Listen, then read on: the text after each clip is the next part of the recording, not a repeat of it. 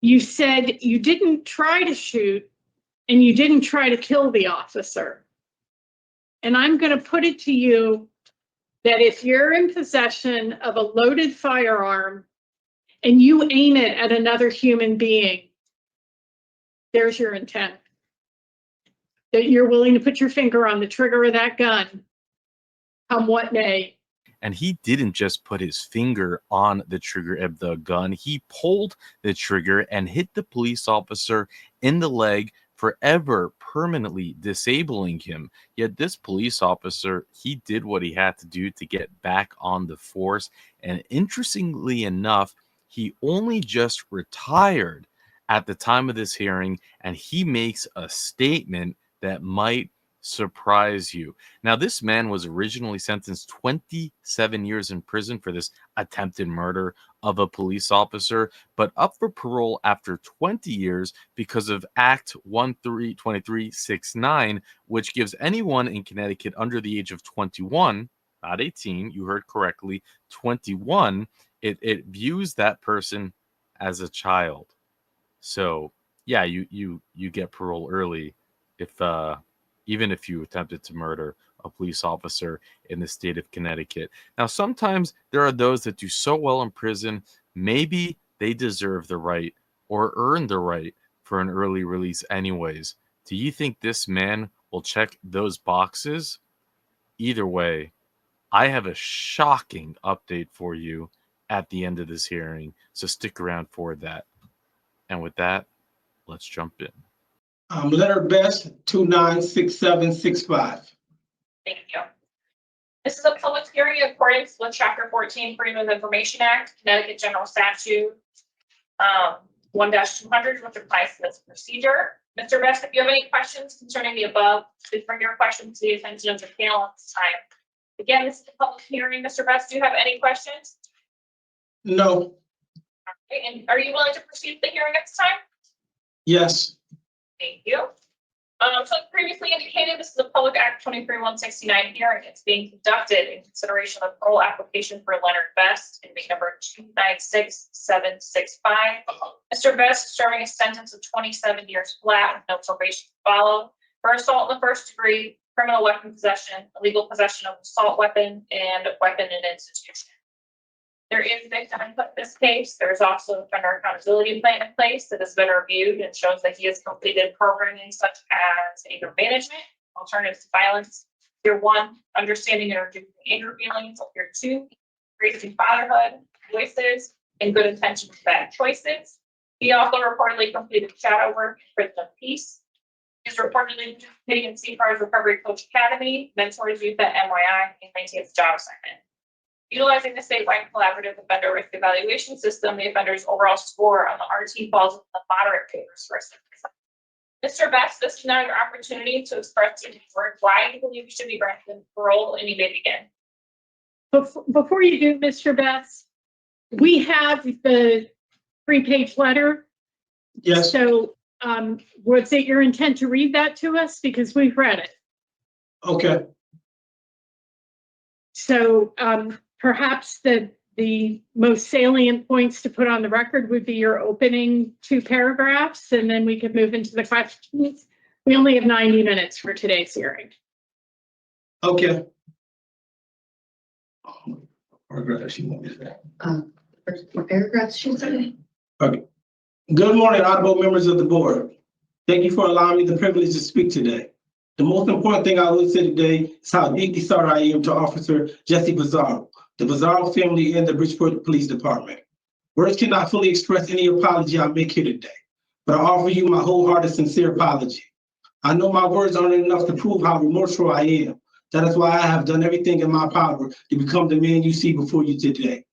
With time and grace, I have come to empathize with the pain and suffering I caused Officer Bizzaro and the countless people who continue to love and care for him. I can only imagine the emotional and psychological trauma he and his family have endured at my hands. I pray their pain has become bearable over time. Also, I'd like to acknowledge the Bridgeport Police Department and apologize for my lack of respect and recklessness. Not one day has passed where I have not reflected on my selfish and irresponsible actions that affected so many innocent people. Well done, sir. and I assure you, we have read all the documents, and I studied and marked up your letter, so it has gotten attention. It just seemed like the better use of our time would be to ask you questions. Oh. Okay, It- so you'll have a chance to put all of this on the record as well. Congratulations on your GED and your CNA. Outstanding. Just what we would hope that you would dig in and prepare the foundation of your future, which is what this really looks like to me. So, in your opinion, in your perspective, why did this happen? At that time of my life, I didn't know nothing of myself. I didn't know what I had to offer the world or society. So when I ran out of that car, as sad as it was, that was my only option, was to shoot.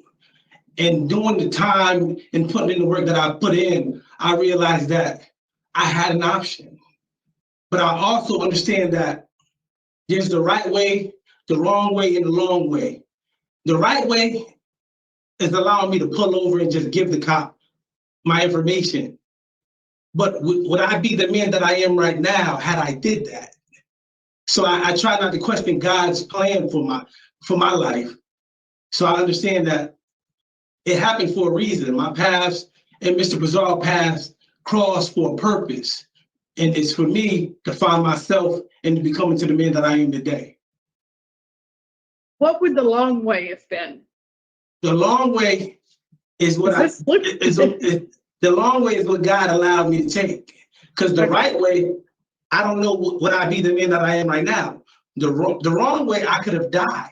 So God allowed the long way where I can go through the tough terrains of life, all the loved ones that I've lost, sitting in prison 21 years, enduring all these things that I've endured. I had to go the long way. He saved me for a purpose. So that's why I believe God gave me the long way. So you were in possession of these guns because a friend asked you to hold them. Yes, and then asked you to bring them the guns. Is that correct? Yes, they left them at my house. And well, you allowed them to do that. Yes. But have you ever heard from these friends again? Not one. Okay, so they didn't put money on your books and come visit you in the facility, look after your family while you were locked up? None. Okay. All right, so what did that teach you? My mother was always right. My mother always warned me about chilling with certain individuals, and I didn't want to listen to my mother.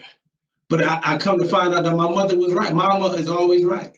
She wasn't misleading me. She was just trying to guide me in the right direction and wanted me to be a good man of substance and purpose. But I didn't want to listen to it. I didn't want to reason with that. She also wanted to keep you safe. Yes. Mm-hmm. This is, I'm sure every mother's nightmare. So have you had experiences there in the facility with others where you thought this was somebody that respected you, that considered you a friend, and had similar misplaced loyalties? And how did you deal with it? I take pride in mentoring. And I was telling my lawyer earlier, a friend is someone that's going to always tell you the right thing. I can't be your friend and coddle you and tell you what you want to hear. I have to speak the truth to you, because if not, my story could be their story. So if I can stop somebody from having my story, I've done my job. So I have an obligation to tell the truth, whether they like it or not. So the work that you do at Manson Youth, this is through the Embrace program? Yes. What is the message, if you had to boil it down to its basics, what's the message that you're giving those that you are meeting that are walking the path that brought you here? that life has consequences, that you must be the captain of your own vessel, your own ship, your own mind, body, and spirit. You can't let nobody run you. So I try my best to let them know that if you don't take control of your life, this could be the outcome. What do you get out of doing that work? It's very fulfilling. It's just a sense of, it's my debt that I'm paying back for what I've done to Mr. Pizarro and the stain that I've left on my community and the shame that I brought to my family name. So I find great pride in just being of service, being selfless for once in my life. And that's what you've done with the CNA program. Were you doing hospice work there in the facility? Yes. So can you talk about how that has also been part of your effort to make amends? It's sad to see individuals that I played basketball with, and in the instance that they get some grim news that they have cancer. That's the thing about life. Life is just like that. Life changes. Day in and day out, you get some news. So just to sit with an individual that I played cards with, now I'm bathing them, I'm feeding them, I'm changing their diaper. It has brought a lot of respect to myself to know that this could also be me. So being able to take care of these men and restore their dignity that they have lost. Because don't nobody want anyone to change their diaper or have to bathe them, but we all may have to go through that. So I try to put good positivity into the atmosphere so that if it is my turn and like somebody's willing to take care of me and deal with me with some compassion and empathy at the end of my life. So you had to have gone through some sort of process there as you matured to humble yourself to do that kind of work. Yes. Because there are a lot of incarcerated people who wouldn't consider work of that nature. So can you talk to me about the process that you went through, that this was a path you chose? Because let's face it, you could have worked in the kitchen. Yes. To put some context to it, my shift came back in around this time in 2019. And I was mediating a situation between two young individuals. And one of the individuals didn't like what I said. And he told me to F off and invited me to his privates. So I just walked away. And I came back to the situation and I chose to use that as a learning lesson to teach him that you have the power of life and death in your tongue. That someone you're going to say that to that has nothing to lose could potentially hurt you. And I told him I'm quite frankly tired of disappointing my mother, that my mother can't come visit me because I'm behind this glass. So I had to start thinking not just for myself, but I also had to think for him also. So I chose that moment right then and there to speak and uplift this young man, but not knowing that a crisis was going on in my family that very morning. So I went and locked up, and they popped me out later on at 3:30 and told me to call home. And I called home and they told me that my mother was in ICU. So everything that I knew right there, I just cried like a baby because everything that I'm doing right now was to make it back home to my mother. And now my mother's in ICU. So my shift and my change came when I got the news that she was passing, and it was inevitable. And they brought me down to Bridgeport to visit her. And I got to see compassion and empathy at the all-time high with these officers as they took these belly chains off me and they took these black box off me and they allowed me to walk to my mother as she was there taking her last breaths. And I held my mother's hand for the first time in probably 20 years. And I held her hand and I told my mother that for whatever I do from this day forth, I'm going to do something for you. I'm going to make you proud. And that was my shift 2019, around this time, that I knew that I was never going to let anyone dictate my spirit or interrupt my soul and who I am as a man.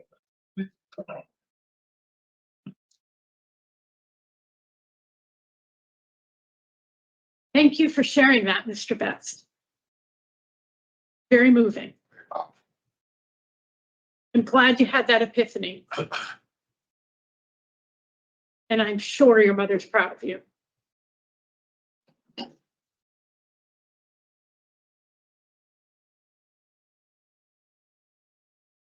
So, in addition to your high school diploma and your CNA license, you haven't had a DR in 8 years.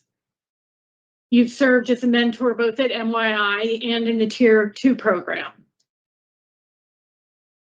You have prepared yourself to assume a position when you're back in the community in a hospital setting, providing care to others, and continuing on this journey. I'm really not sure in my time here at the board that I've seen someone who has made more of an effort to give back. And I hope that Officer Pizarro is listening, because I know that has been a source of inspiration for you, is wanting that officer and the Bridgeport Police Department to know that you are more than the criminal act you committed back in 2004.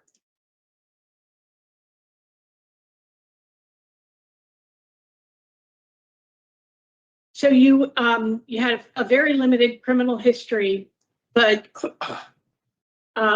you were out messing up. You know, you have an evading charge, you have a running from the police charge, you have larceny 1.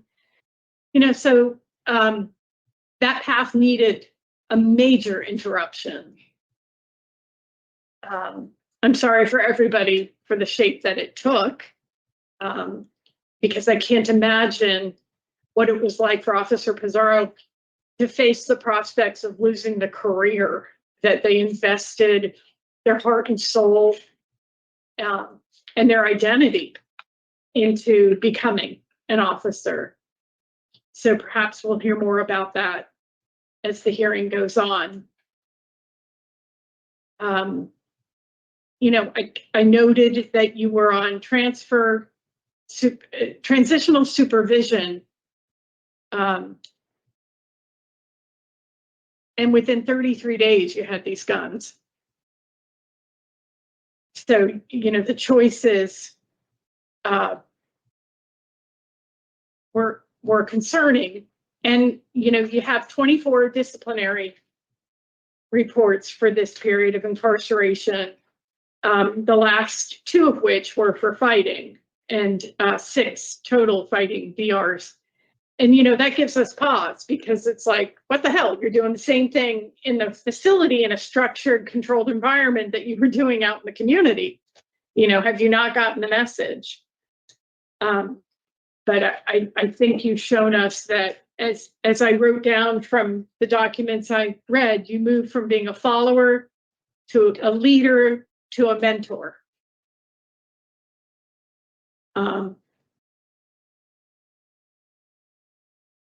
Tell me what Ice the Beef is. It's an organization out of New Haven where former incarcerated are basically doing what I'm doing here. They're going to the core of the issue. They're in these cities and talking to these young kids and trying to prevent this violence that's going on in our cities. Are these interrupters? Yes, you have to get to them before my story is their story. So that's what this organization is about. Yeah. Did they focus on the aftermath of the shooting and the prospects of retaliatory shootings? Could you say again? I'm wondering if this program focuses on the aftermath of a shooting, when the risk is highest for there to be a retaliation in the form of another shooting. Yes, yes. Also, CT VIP does the same thing. It's Connecticut Violence Intervention Prevention. So they do the same thing, and I'm in contact with that group also. Keep doing that.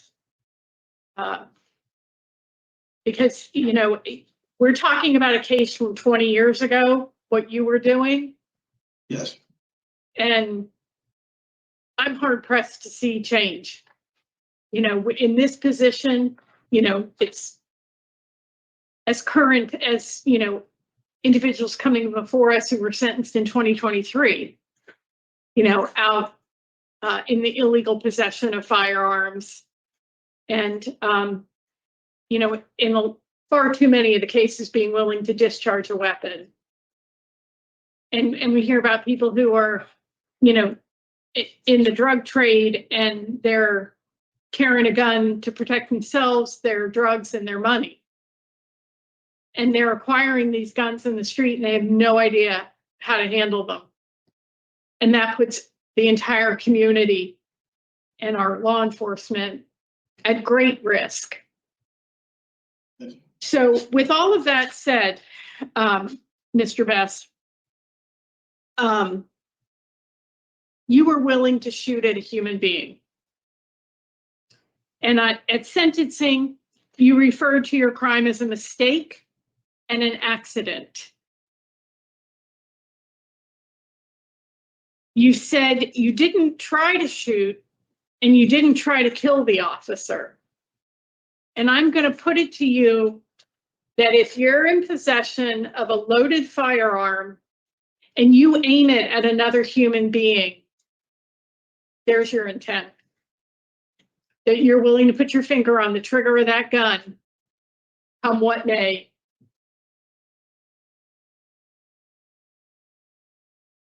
Any thoughts about how you describe this crime at sentencing, and maybe any changes to how you think about it now? I've had much time to really reflect on it. And as I put in the work in, I realized you were totally right. I had no business with it, with those weapons. And to even think that I was going to get away was foolish of me. I should have just did the right thing. And it Out took of the car, and it took this long process. It took this to happen to me, to be able to realize that my actions do have consequences to them.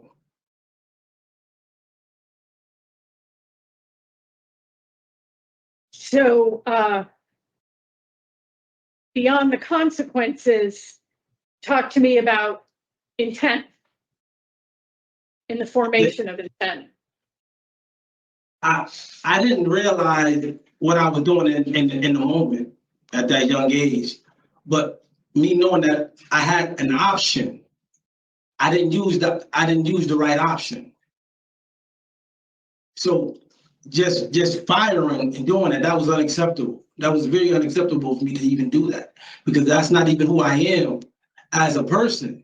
Although as misguided as I was at that young age, that still wasn't my nature. So oftentimes people in your situation that come before us run and they throw the gun. They throw it over a fence. They throw it under a bush. It's very rare, in my experience, 8 years on the board, that you turn around and you fire the gun at the person pursuing you. So why do you think you did that? I couldn't tell you an answer that would make sense. I was just reckless. I was just very reckless.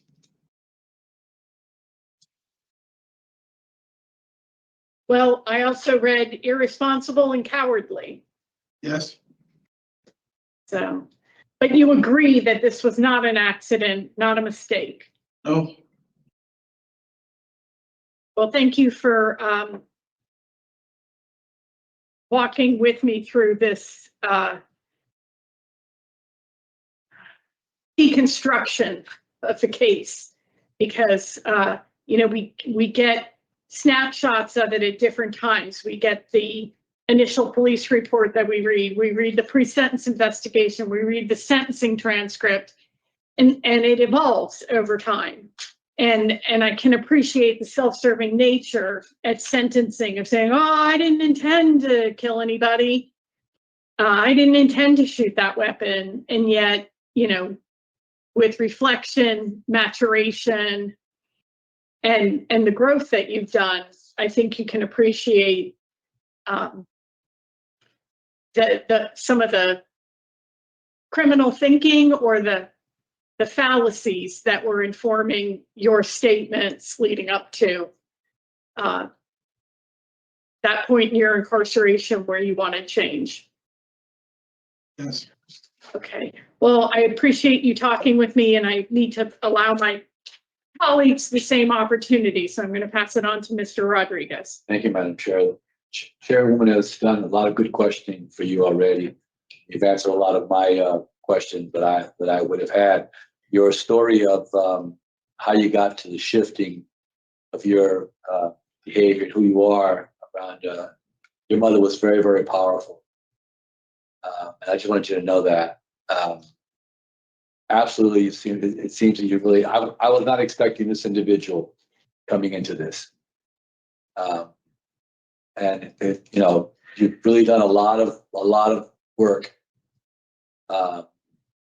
and made a lot of different kinds of amendments and have given back. And I do know Ice the Beef. I know that they do good work. So I know the organization. So I don't really have any questions for you, Mr. Best.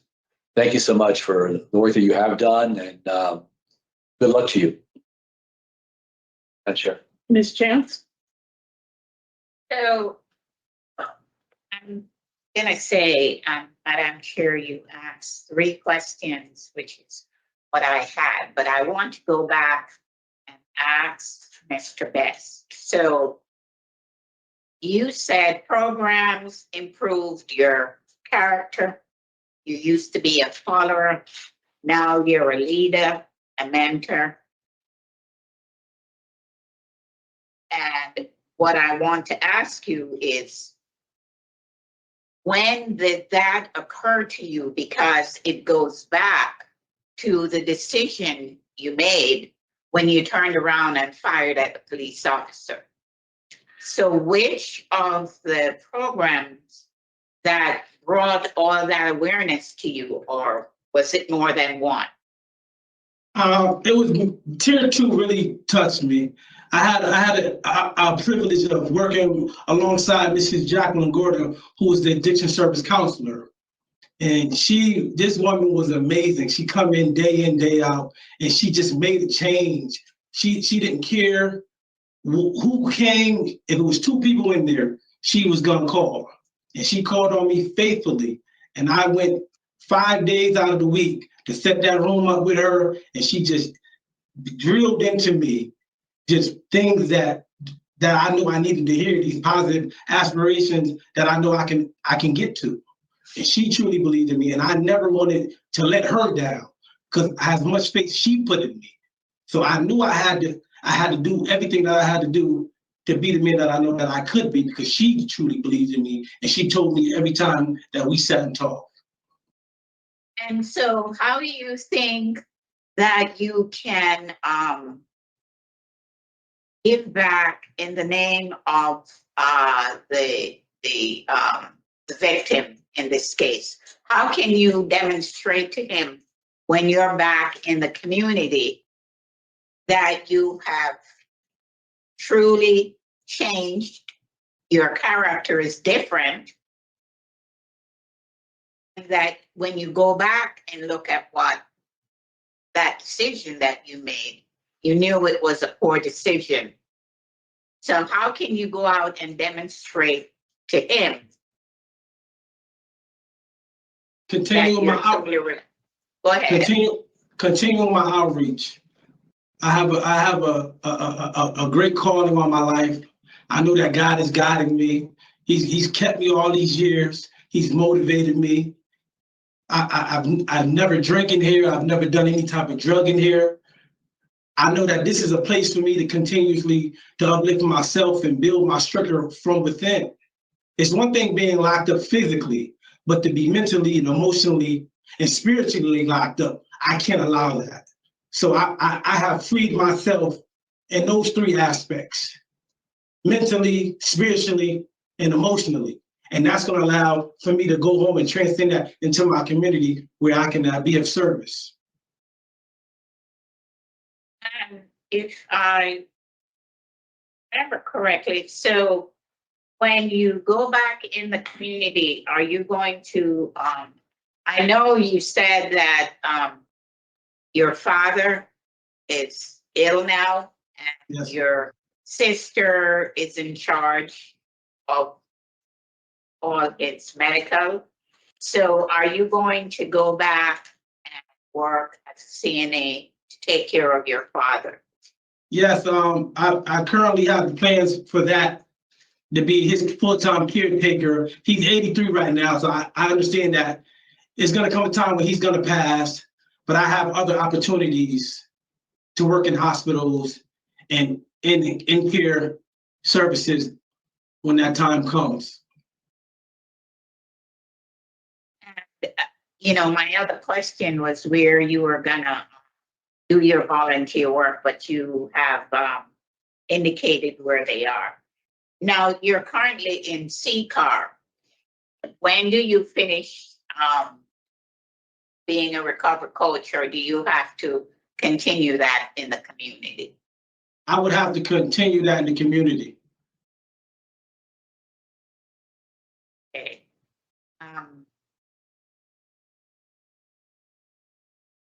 I don't think I have any other questions because you have certainly, you know, have a lot of different options for if and when you go back in the community. And I know you talked about possible employment at Hartford Hospital or Yale New Haven. So you seem to have that pretty much worked out. You also want to go out and be a recovery coach. Now, to be a recovery coach, does that mean that, because you have not talked about how you're going to address your addiction, so do you have to also have a relapse prevention plan? See, coming home, I know that there's still work done. The thing that is, I have everything figured out. I know that's foolish. I know there's more work to be done. I have counseling that I still have to do. There's things that I'm still dealing with eternally that has happened to me in here that I know that I have to get therapy for. So it's just one day at a time, just gradually, continuously finding myself as the man that I am. So it's just one day at a time. I just want to make sure that a lot of times when people say, you know, you want to be a mentor here, you want to go back and be a recovery coach for other, and you know, there's a list of 10 things for them, but there's to do for other people, but nothing for themselves. And so I just want to make sure that you have identified personally what you have to do in order to take care of your needs first. Yes. So I'm doing that too. Okay, all right. Well, I'm all set, Madam Chair. Thank you for answering my two questions, Mr. Betts. So Mr. Best, you wanted to go to your cousins in New Haven. Are you aware that your cousin is not able to sponsor you? Yes. Okay. And do you have a secondary sponsor? Yes. Who would that be? My cousin. And where does that cousin live? She lives in Bridgeport.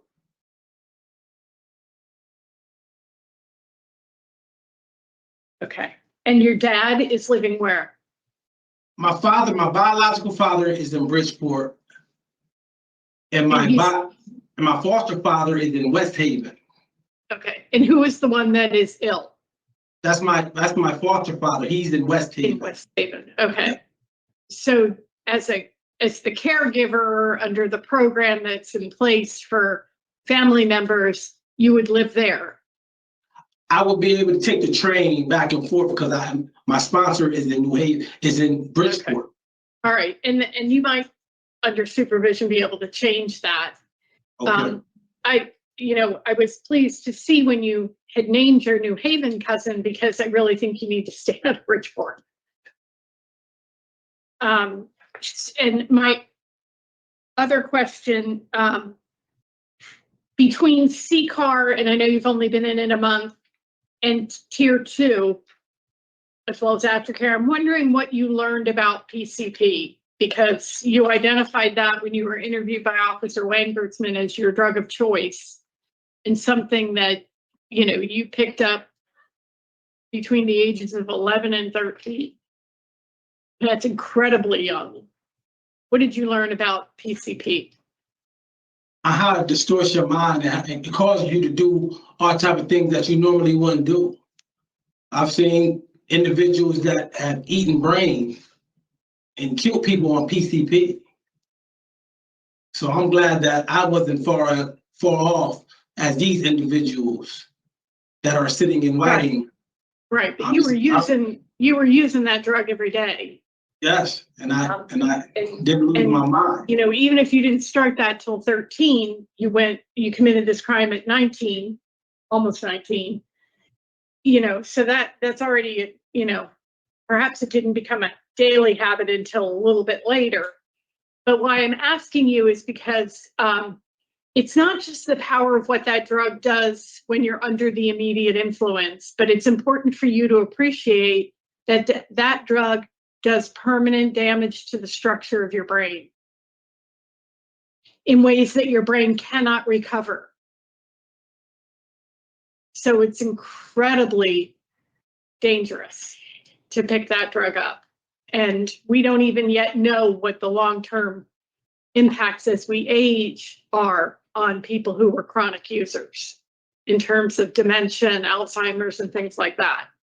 So it is one of the red flags for me when I see that. It causes great concern because it's so highly addictive and it is so destructive to the structure of your brain.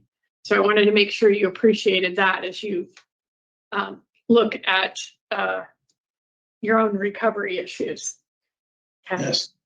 All right. So at this point, we're going to turn the hearing over to the Office of Victim Services. Ms. Vasquez? Thank you, Madam Chair. Good afternoon, Madam Chair and board members. I had the opportunity to speak with the victim of this case, and he wishes for me to read this statement on his behalf. And it reads like this. Good afternoon, board members.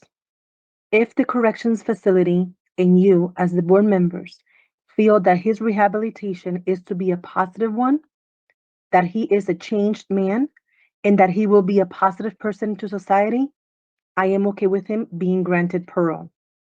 However, if he hasn't changed at all and still has the same mindset, I will let you decide at your discretion.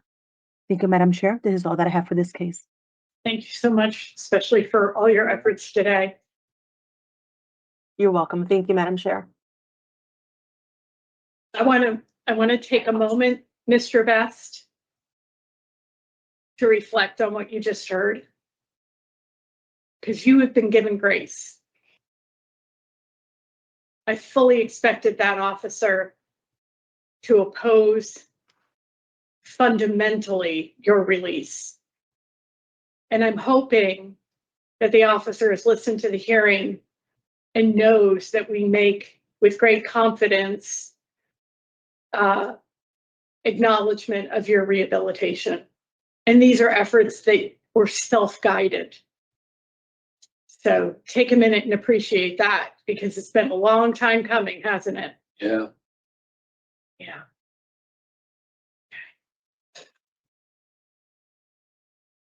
And I thank the officer for that profound position.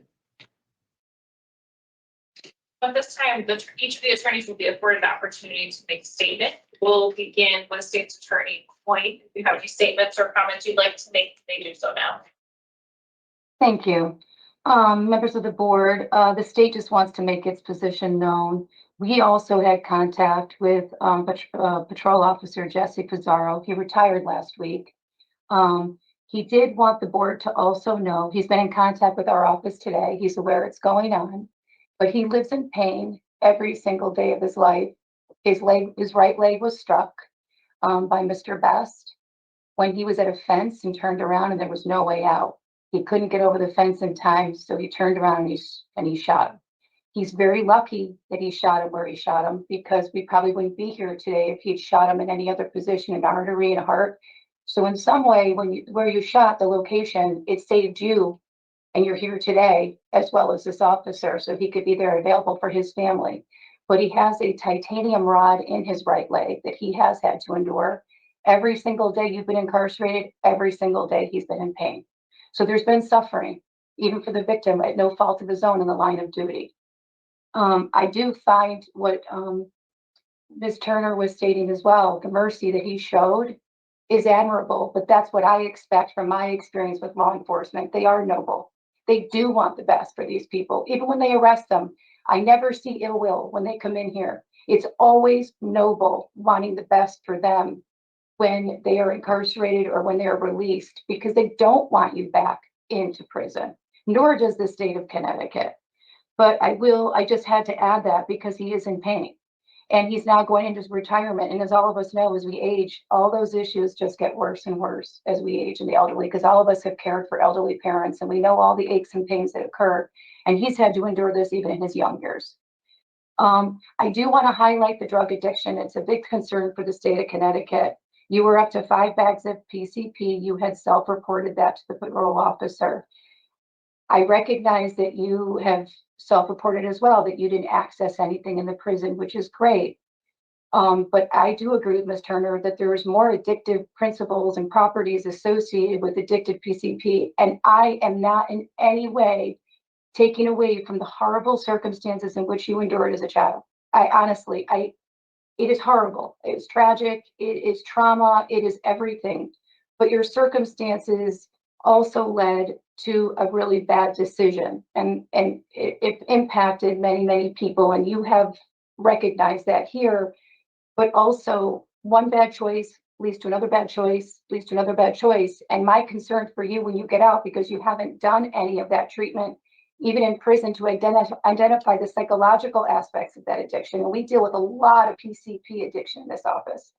It concerns me because I don't see a system set up when you get out to keep you from those risk factors, because we want you to succeed. We really do. And another thing that was inconsistent for the state, when I was reading what you reported to the parole officer, you said, I don't want to go back to the old neighborhood. That's your north end. That's where you were living, but you're coming back to Bridgeport from what you've just stated. I don't know how that's possible. I don't know how you come back to Bridgeport and you're going to avoid the old neighborhood. I hope you do, but this is not a massive city. And it's going to, all the things that you're fearful of, and I do believe that you are sincere when you say it, but all those risk factors that you're talking about are sitting right here. All of them, the people, the addiction, anything that you associate with all that negative stuff and all the amazing work that you've done while you've been incarcerated. I just fear for you that you're putting yourself in a higher risk situation. And I agree with Ms. Turner that I was relieved when I saw the New Haven, and then I saw that that wasn't a possibility for you, which I thought would have been, just from the experience I've had, I thought that would have been a better fit and less risk. The 27 DOC tickets, I think it's great you haven't had one from 2016, but who knows, what types of psychological things were coming off of a 5-bag day of PCP. I mean, usage, that's a lot. And from the time you started taking it, I think you told the parole officer was 11 and 13. It's unbelievable, honestly, what you've endured. But also you made poor choices too. And I guess that's my fear, is that you've got fighting and disobeying direct orders, and it's all like combative and non-compliance, even as early as 2016. So I have to put that on the record as well. I recognize you were 17 years at the age of the crime, but you had an entire decade of drug use, which is unreal. But I would say that also remorse and words of remorse and things that you do in a restrictive setting are great. Making amends, I think some of the board members have said while you're in prison. But the real test of demonstrating remorse, in the state's opinion, is what your future holds, is what you're going to do and your actions that you take with that remorse that you feel, how you've stated you've impacted society or the victim. And I'm rooting for you. I am. The state's rooting for you. Also, I was actually comparing your booking photo at 17 to your photo now in your late 30s, and that's tragic right there. I was looking at this young, healthy young man, entering prison at that age, and I found it tragic. And I just hope that there is a clear plan laid out for you when you get out. You're talking about CNA. You want to be a mentor. You want to help out your aging adoptive father in West Haven. The reports that adoptive father, you're saying foster parent, regardless, whatever, this person has a major impact in your life. I feel like there's a lot going on there, and I hope that you have the right support system set up for you to succeed. But based on the egregiousness of the crime and his serious injuries that the officer sustained, we're opposed to the modification, but I don't want all the work and the effort that you've done. I don't want you to think that's lost on the state. We're rooting for you, and I hope you do well when you come out.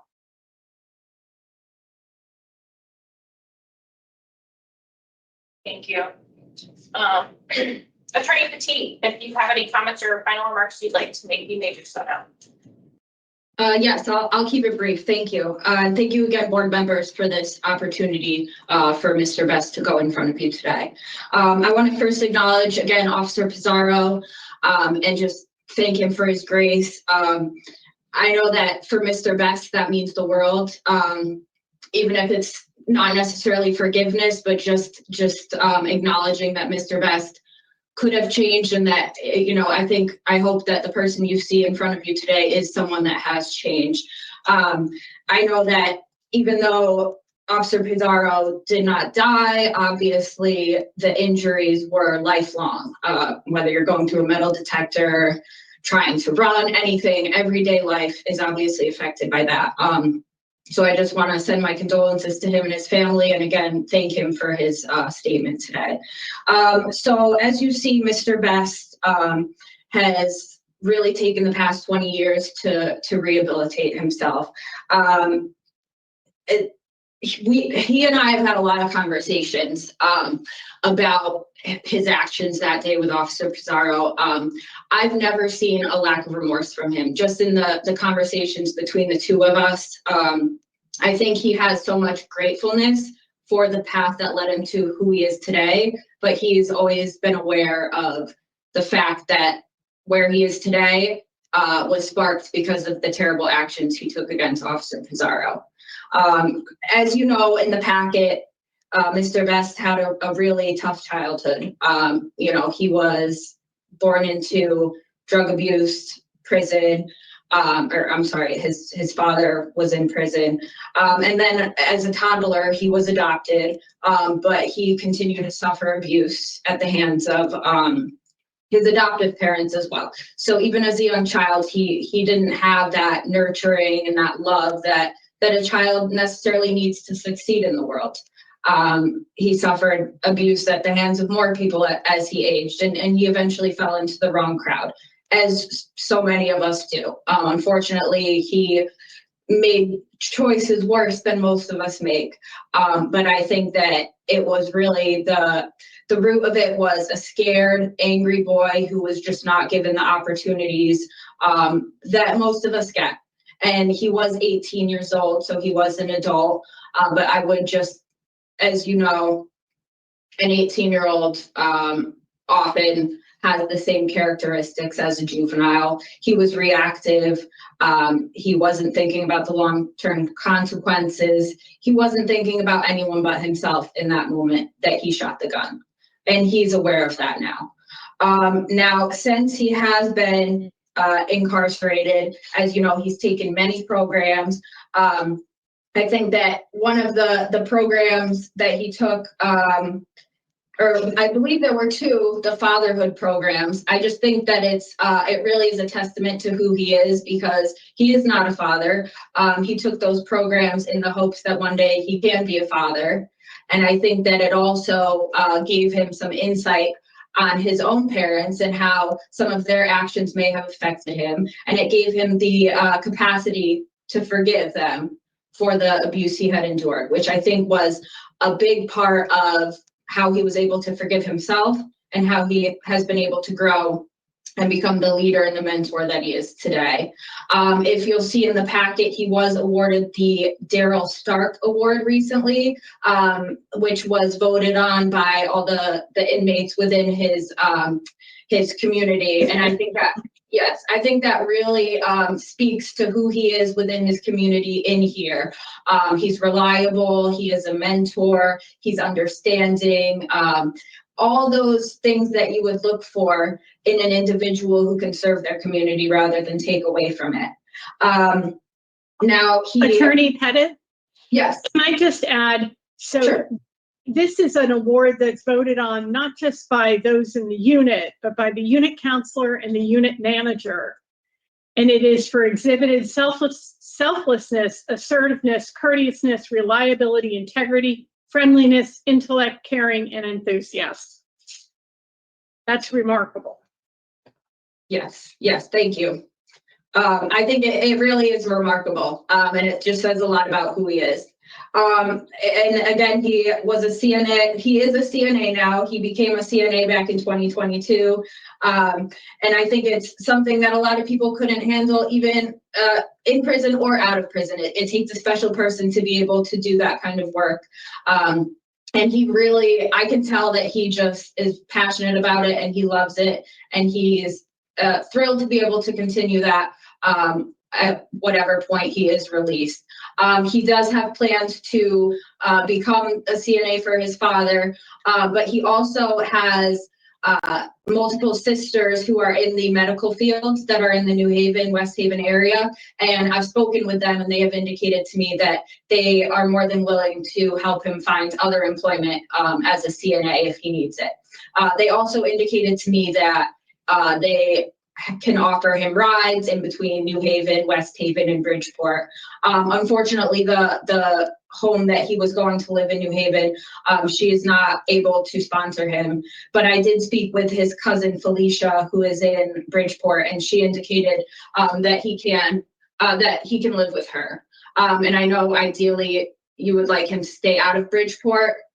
Unfortunately, he doesn't have a family member in New Haven willing to house him right now, but I think that he has indicated that he has no desire to interact with the people that he used to interact with. Obviously, if he were to come across them, he could say hello and just go on about his day. At least for me, I don't see him having any desire to go back into that environment more than he has to. He also, so as for substance abuse treatment, I had Dr. Frazier speak with him and draft a report that was included in his packet. And Dr. Frazier provided him with information about enrolling in not only therapy, but also substance abuse treatment. And that's at the Cornell Scott Care Center, I believe, which is in New Haven. So he has contacts for that. He's planning to set that up as soon as he gets out, because like he acknowledged, it's an ongoing process and the rehabilitation does not stop once he gets out of prison. He knows that he has a long journey to go, but he's ready for that next step if the board is willing to grant that today. Finally, I want to note that I met Mr. Best about a year ago. He truly is a humble, passionate, just caring person. Everything that he says is intentional, and I can really see that he cares about his community so much and about affecting that change in his community, because for a long time he was not doing that, and I think he's really found he's found himself and he wants to give back to the community that he once took from. So I would just ask the board to grant his parole today. I think that he's a perfect candidate for it, and thank you for your time. Thank you, Madam Chair. All right, so if you'll all just give us a few minutes to discuss Mr. Best's case, we'll have a decision for you shortly. So I began on this journey, and you know, I read all the documents and found myself impressed by Mr. Best, and I am pleased to say that I'm not disappointed. And in addition to the grace that we've seen from the victim in this case, I want to acknowledge Attorney Coyne, because her words were very powerful and respectful of the efforts that you've put forth, Mr. Best, and she has thrown her support for your success behind you here at the hearing today, and I appreciate that, those remarks, and I hope that you appreciate her consideration as well. So, okay, getting back to our deliberation and talking with my colleagues. So, you know, 24 DRs is not just a few. And I know that Mr. Best came in at a rather young age, and we often see that settling in process, especially, you know, when you're not even 20 and you're facing 27-year sentence. You know, you can really give up hope and give up on yourself. And there may have been some of that in the beginning for Mr. Best. I think what really stands out for me in this case is that he, as I read, felt very strongly that he wanted both the officer and Bridgeport police to see that he was worth more, that he wanted to, in his own ways, make amends and gain their respect as somebody who could take a very difficult upbringing and senseless series of bad decisions and turn his life around. And I think we see that in Mr. Best. I could not be happier for him that he has found a vocation that speaks to him, that is rewarding, and that will help so many people out in the community as it has there in the facility. It wasn't an easy choice, I imagine, to navigate towards caring for those who are with compromised health. And he did it in a way, as he talked about, that restored their dignity. And that means a great deal. He's earned his high school diploma, CNA certification, and I agree with his attorney that he's ready for the next step in life. I think he's heard lots of admonitions and cautionary statements today from several different people about the power of addiction and his need to be mindful and actively working on his recovery so that he can achieve the things that he wants to in life. And so I say that very enthusiastically, I am voting for Mr. Best to be granted. Madam Chair, I'm also going to be endorsing that as well. Discretionary parole today, for many of the reasons that you've just outlined, have just stated: his maturation, his program participation, how he presented himself today, the fact he's given back in the community he's in, the victim's race. Oh, that was huge for me. Yeah, that was huge. Yeah. I am absolutely in favor of his Secretary Parole, the comment he made about having to build himself mentally, spiritually, and emotionally, I thought was significant for me as well, that he could be able to do that now. I feel that way. Ms. Chance. So I absolutely agree with both of you. I truly want to commend the state's attorney Coyne, because two of the very factors that he talked about was his addressing his own substance abuse was also of concern to me. And another concern for me was victims' input. And I am sitting here, it was just so unbelievable that the victim had the courage to write such a statement showing his support for Mr. Best today. And I just cannot thank him enough, because it speaks volumes to where the victim, even the state's attorney, and our panel today is on the same page about Mr. Best, about how well he has done. And, you know, I was fine with him going to New Haven, because that was the original sponsor that he had. So expressing a little bit of concern about going to Bridgeport and hoping that that will be addressed sometime after. But he has done exceptionally well.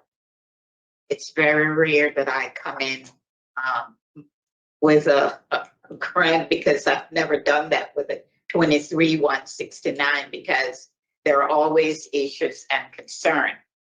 But even with coming in that, I wondered what Officer Pizarro was going to say, and hearing from the state's attorney.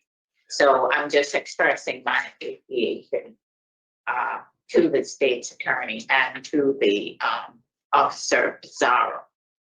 And, you know, to thank his attorney for saying the same things that we have said today. So, Mr. Best, I wish you the best of luck. Thank you. And I will add to that we wish Officer Pizarro a long and enjoyable retirement, and thank him for his service. I will be calling him after, so I appreciate you saying that. Thank you. Yeah. So I have no contact with this co-defendant, and no contact with the victim in this case. And I'd like to place Halfway House in the event that it's needed, because the latest sponsor is not yet confirmed. Yeah, sounds good. And I'm happy for Mr. Best that he will turn 40 out in the community. Yes, A little over a very month. soon. Yeah. Yeah, very soon. Okay. So in the matter of Leonard Best, inmate number 296765, there's a motion to grant parole on or after today's date of January 24th, 2025, with the following conditions for your supervision. Halfway house placement if needed, no contact with the victim initials JP, and no contact with your co-defendant Errol Johnson. Do I have a second? Second. All in favor? Aye. Aye. Congratulations. Good luck to you, Mr. Best. Thank you. Thank you. Thank you.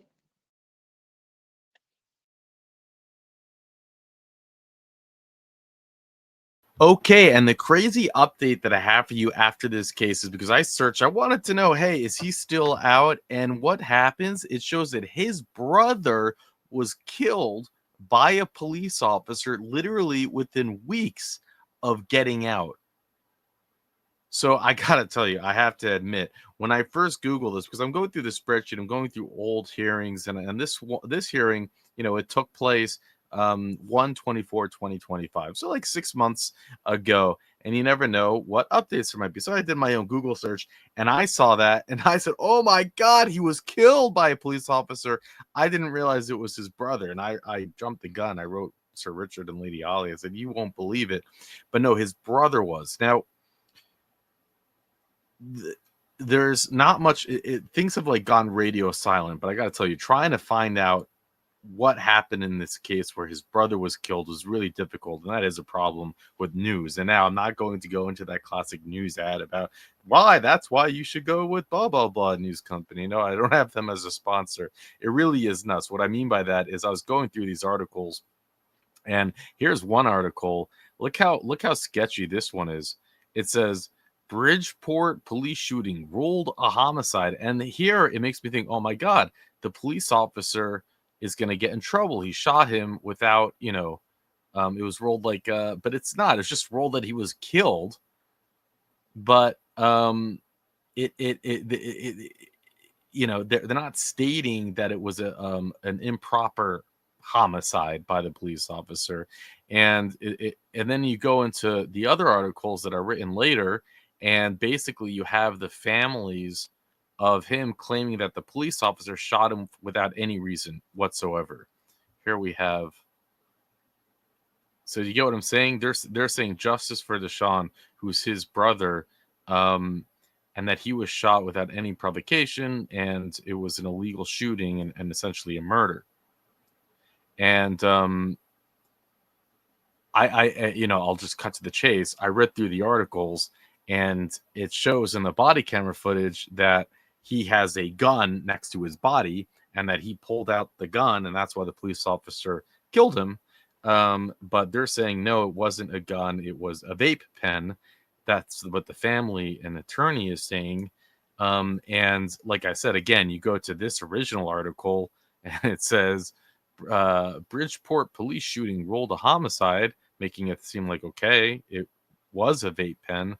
But then again, this article that I'm reading to you now was written 2 weeks later, and the police are saying that it was a gun. So yeah, I mean, news is ridiculous. And if you read this article, it's written with very much a one perspective, which is that the police shot him for no reason whatsoever. And then they go and they interview him. And the type of things that Leonard is saying is quite different than the songs he was singing at this parole hearing. Here he's yelling that the police officer needs to go to prison. He needs to serve time. He's, we could just go through it. There was a year. Okay. Listen to this. Leonard Best said when he was 18 years old, he made a poor decision to store 2 firearms. So here he's talking about his initial crime, how he's kind of the victim, right? To store 2 firearms for some people. He said he didn't want Deshaun to have access to the weapons, so he moved them. And he wound up in a foot chase with the Bridgeport police officer with guns in tow.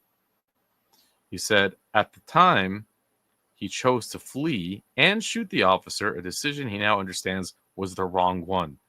This is what he's giving the newspaper interviewer today.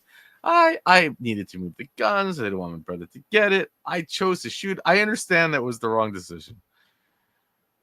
I now realize I had more options, and it wouldn't have been the end of the world if I got caught with the guns, Leonard Best said. He pled guilty to first-degree assault and weapons charges in the shooting of Bridgeport police officer Jesse Pizarro and was sentenced to 27 years in prison.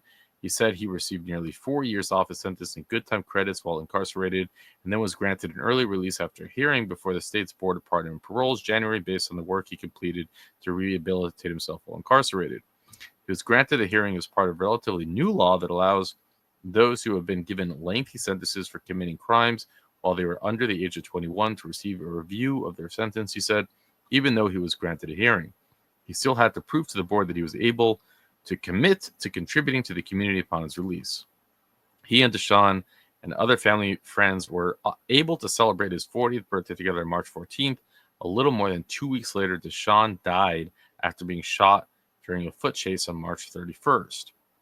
Appearing with his family recently to protest the fatal shooting of his brother, Leonard Best said that he believed Deshaun was scared when he ran from police. Best said that during a phone interview Tuesday that his brother's decision to run away may have also been fueled by the alcohol he consumed during a repast following the funeral of a friend that day. Heo and Officer Aaron Parado chased Deshaun Best on foot, then he fled from a Chevy Tahoe. Police had stopped while investigating a report of a large fight following a funeral. Police were told that of the vehicle occupants had a gun, the State Inspector General Roberts said. Justice is making him pay like they made me pay, Best says. So this is his brother. This is Leonard's, whose parole hearing we saw. Justice is making them pay like they made me pay. Who shot and killed Deshaun Best as he ran from a police officer holding what officers believed was a gun in his right hand. According to Devlin, the family is now planning to sue the city. Published reports show that Leonard Best took responsibility in 2004 shooting, even though his family wasn't convinced that he had committed a crime. His relatives broke into screams and wails as the judge sentenced him to 20 years, him then 20 years old, to 27 years behind bars for the shooting Pizarro with a 9mm rifle. Police said that he and a companion were carrying high-powered weapons from one side of the city to the other when they were pulled over for a motor vehicle violation. "Where's the DNA?" shouted Leonard Best's father. The Rev. Paul Best, who earlier told the judge he wasn't convinced his son shot anyone. Okay, dude. If my son was going, listen to what his father says here, how insane this is. If my son was going to attempt to kill someone, he wouldn't have just shot him in the leg. He would have shot him in the body. Whew, with friends like that, right? Vincent Bradley, Leonard's best cousin, told the judge that Pizarro was making too much of what amounted of a flesh wound. Look how this is insane this is. It's just a flesh wound. Risks are part of his duty. Risks are part of his duty. What's the big deal? I mean, you really can't make this up. This is madness, right? I mean, you can't even wrap your mind. You shoot a police officer. You got to be so thankful that you weren't killed in that shooting, right? And then the people who support you are yelling about the plea deal and yelling at the victims for, to tough it up. The family remarks upset more than 24 police officers from around the area who came to court to support, whose right leg was held together with a rod and screws. Captain Brian McCarthy recalled arriving at the scene just after the shooting. And talking about that, what a graceful response by that police officer to say, hey, if you think he's been rehabilitated, let him out. I mean, what a graceful response. And then you mirror that with what we're seeing today. And look, I don't know. We don't know because the investigation is still ongoing. If he had a gun or not, we just don't know. I can't, we just don't know. I don't see any updated reports. But from the article I saw, the Attorney General was saying there's a gun and it is a video, so you would think. But ironically, the officer's defense came from Leonard Best himself, who had pled guilty to first-degree assault, criminal possession of firearm, possession of assault with deadly weapon. And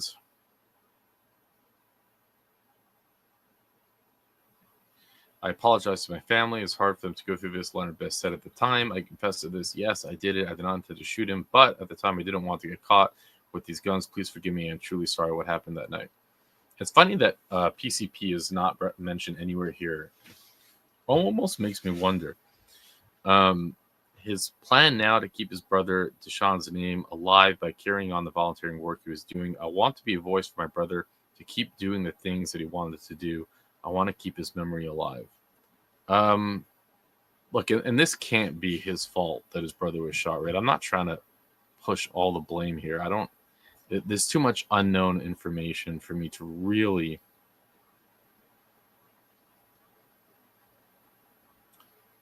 have a strong opinion. But here's the lawsuit information. Family of man killed in Bridgeport police shooting intends to sue $40 million, attorney says.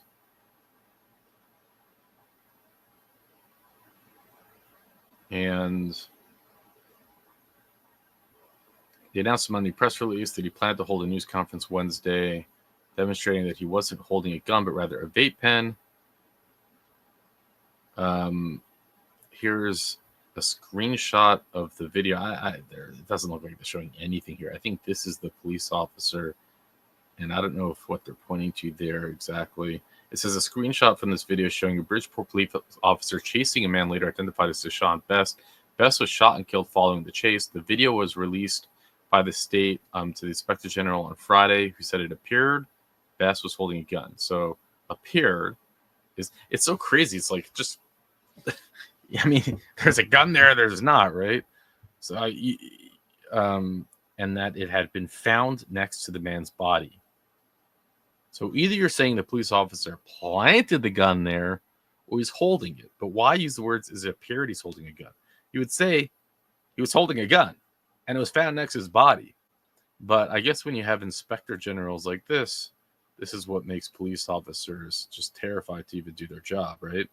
During a presentation at reporters' family members, Best in his office, Crosland didn't show any new videos of the chase and shooting, but he played body camera footage previously released by Connecticut Inspector General and handed out a packet of the video still with arrows pointing. Oh, did I lose my... no. I lost my place. I love all these ads. It's just such a pleasure reading articles with all these ads, right? And handed out a packet of video stills with arrows pointing to what he said was a vape. After hours of examining this tape with some professionals, we zoomed in, out, and said, it looks like a vape. Remember, these are the, not. Crosland said that he then confirmed with Best's brother and a friend that he had a vape at the day of the shooting. They're like, yeah, he had a vape. Oh, yeah, it's a vape. We need accountability, Crosland said. We're demonstrating that his family compensated, and we filed a notice and intent to sue. We're demanding $40 million in the city. And if they have any respect for this family and for this community, they shouldn't drag up the civil court for years. They should write the family a check. Hey, and here I am, Mandoo, a day later. And do you know why I'm here? Because I emailed this to Sir Richard, and I said, Sir Richard, look at this case. This is crazy. And Sir Richard, he really has the memory of, is it an elephant? He has an insane memory because, remember, he did this spreadsheet months ago, and he said, I remember this case. And he sent me an email of body cam footage. He found it. I looked for it. I couldn't find it. I know some of you in the comment section say, what's the big deal? Well, you know what? You try to look for information on the internet that is kind of hidden in the archives, because when you search this man's name, all I found were the articles that made it look like there was an innocent man killed by the police, shot when he was holding a vape because he was afraid. Well, we're about to watch 2 different body cam footage and footage from a store next door. You'll give your opinion, and then I'll jump back in. I'm going to blur some of the footage. The reason is that YouTube channels are getting struck down all over the world for inconsistent YouTube guidelines. I mean, my dear friend Biggin, maybe you know him, his channel got a violation strike for showing someone getting tasered by a police officer. I know that makes you say, how is that possible? No, he didn't win the appeal. So I'm going to blur some things out, and I'm still afraid to show it, frankly. But I'll leave links for the original footage if you want to see it without that in the description. So let's go. I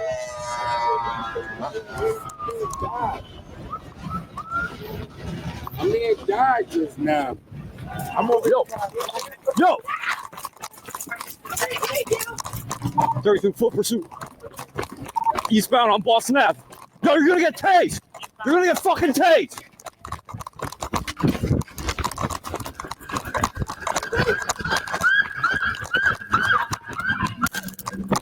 Fuck. 32 tasers deployed. Oh. Yo.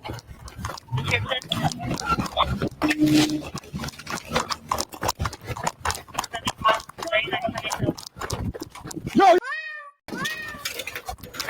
32 shots fired. Yo. Bravo Pablo 1658, estimated 24 on the old Chevy Tahoe color black. Oh, cars are marked. 2027 to 30 years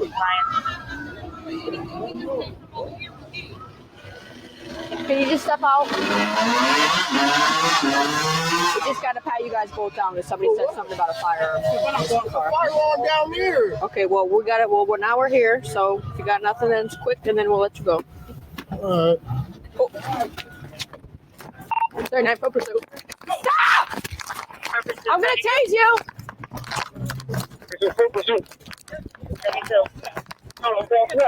Eastbound Boston Ave.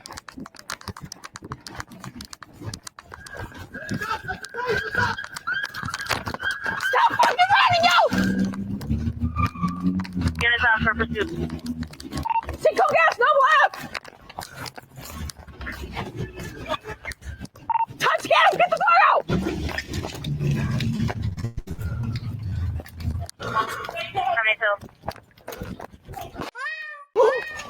72. Shots fired, shots fired. I'm Eric Lanscorner. Breaking news just into the newsroom. The Office of Inspector General releasing its report after a fatal police-involved shooting in Bridgeport Monday. According to that report, Leonard Best took off from police, prompting a foot chase. Officials say that Best showed what appeared to be a gun, causing an officer to fire him. A gun was, in fact, found on the ground next to Best. The office also releasing body cam footage of the incident today. Here's a look at the moments officers were on scene. Good afternoon. Thank you for being here. I'm Chief Porter with the Bridgeport Police Department. To my left is our Council President, Heidi Nieves. To my right is one of our councilmen, Scott Burns, and another one of our council persons, Hakeem Boyd. So I thank you all for being here. The purpose of this press conference is to share with you some basics of the situation that obviously has occurred. The Inspector General released his video footage in a brief statement today, and I'm just going to have some remarks in support of what was released today. I want to preface this with saying that this investigation from the beginning has been at the direction of the Inspector General's office, so I cannot comment on the particulars into this investigation. This will be from this point, from the beginning of this situation to the conclusion. Any information regarding the particulars of the investigation will come from the Inspector General's office, not the Bridgeport Police Department.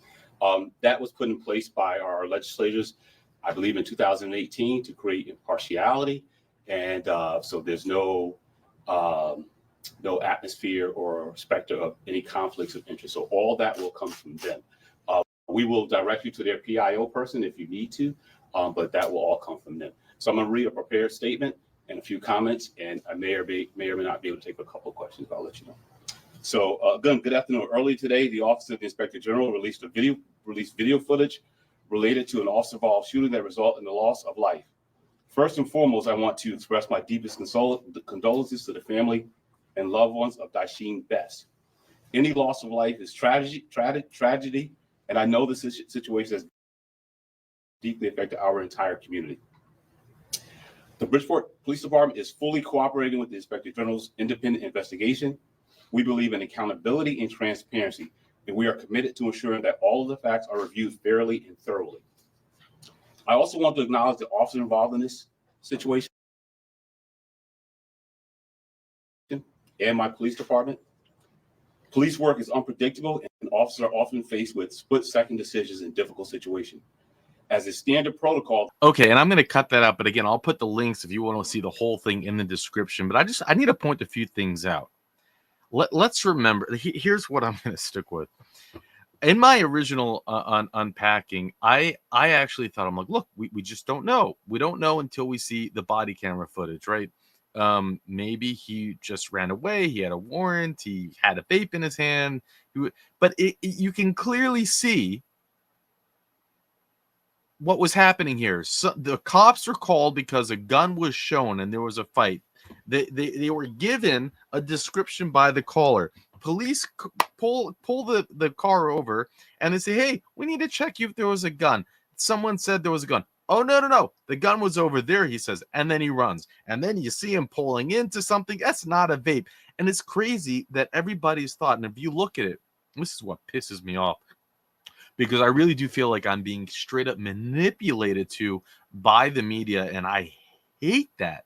And this, if you want to look any further, and this is not a political statement, this is just as is. And I don't know how what lens you can put on to see it any other way. But if you Google this, you will not find The Inspector General videos that I just showed you, and dear God, YouTube, do not strike me down. I blurred it and I added the cat thing, not because I'm being cute, but because you know, I see other YouTube channels, they add sound effects, not to hear the gunshot, because YouTube is insane. Okay, and YouTube, please don't. I'm trying to follow your guidelines. Your guidelines are confusing. I watch 1,000 channels where they show this stuff without any problem. I'm doing my best to follow the guidelines. Please, YouTube. And it's that dangerous. I'm not being dramatic. If any of you watch enough of your YouTube, you'll see your favorite YouTubers getting struck by the insane YouTube policies all the time. And it's no joking matter. 3 strikes and you're out. So you don't want to get strikes in a 90-day period. Now, you look at the articles, and again, brother of man killed by Bridgeport police. That's the title of the article. Brother of man killed by Bridgeport police. The other article, if you remember, it said Bridgeport killing considered a homicide. You have the family protesting, demanding $40 million. You have the Inspector General come out and say, I first want to offer condolences to the family. And it's like, what about the police? You heard the woman police officer, how her heart skipped a beat when she heard the shot. She didn't know, was her partner shot laying on the floor?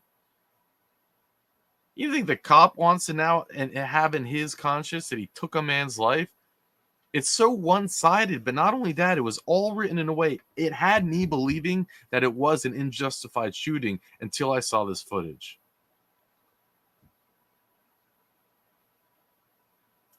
Pisses me off. This is the type of stuff. It's news media with an agenda that is literally trying to divide police and it's the community, trying to create a war. It's rage bait. That's what it is. Nothing short of it.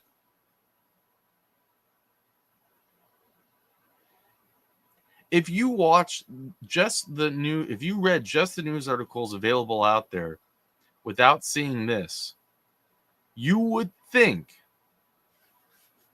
that it was an innocent man gunned down by the cops. At least that's what I thought. And here's what's upsetting about this. His brother, who we just saw his parole hearing, he had a chance. In my opinion, he had an opportunity to not be a part of the problem. He had an opportunity to hold some kind of olive branch and to say, and to take a little bit of a different approach. And this might be asking too much. Look, someone just loses their brother. But the bottom line, he would have known. You think he would have known that his brother's packing. You know, also, they write the funeral. They say, oh, and his friend, he died from this kidney or something other. I don't know if I can believe that. I wonder if he died in gun violence. I cannot believe anything I read in this article. Oh, it was a vape. Yeah, it was a vape. And he's sitting there taking after the police officer who he shot in the leg, who he altered his life forever. And the police officer comes in with grace and says, if he's changed, give him parole. Make your decision. And just months later, he is sitting there twisting even the facts in the story of his case, saying, oh, I was such a good guy. I don't want the guns. Oh, I made a mistake. Oh, I should. And that police officer should serve time the way I serve time.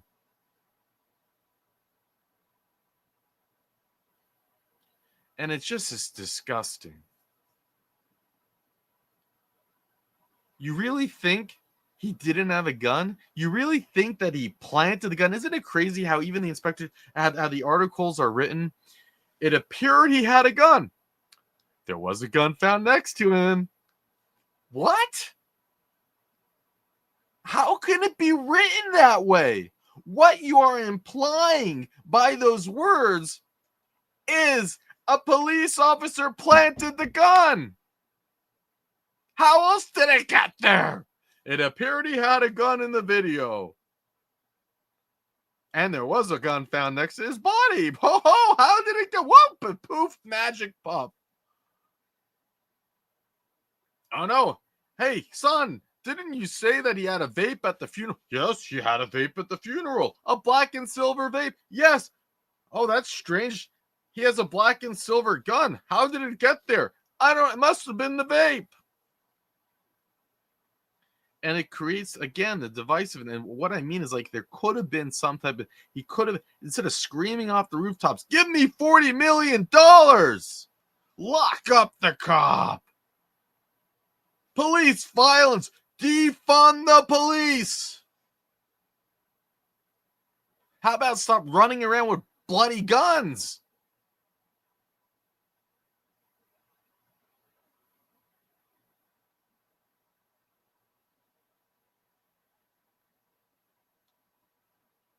I mean, unless, of course, you have a license to carry it, then by all means. I'm a Second Amendment guy all around. But I just felt lied to. I really did. I really felt lied to. I felt cheated. And remember, this was a full day different. Like, I did my full unpacking. I might launch my original unpacking in the membership, so you can see it unaltered, without the video, before I had the context. And you'll see it. I won't launch it in both. This isn't about to get your dollar for the membership. I just want you to know. But publishing the same video twice back to back, it just won't make sense, right? So if I put it in memberships, if you really care to see, you can judge me and you can say, oh, you made it up, Mandoo. You made it. No. I have my full unpacking without the context, and you'll see the language that I use. And I leave the room for doubt. Who knows? I believe I said, without the video, we just don't know. But we were lied to.